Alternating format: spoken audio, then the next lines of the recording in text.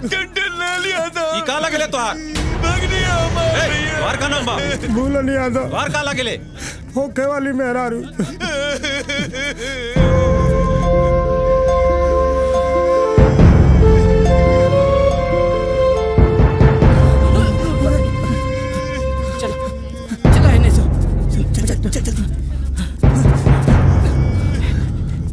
इतना टेंशन में बाड़े जैसे तुम्हार खुद के मेहरारू मरल बिया। पसीना पोंछ। अरे मोहन नॉर्मल हो जो, अगर पुलिस के पता चल जाए तो जिंदगी बर्बाद हो जाएगी। एक तरह से बढ़िया भइल मोहन, उमर हेरा गईल, सब लफड़ा खत्म। अब टेंशन फ्री होके अपन बियाह के मजा लो। चलो चलो चलो चलो।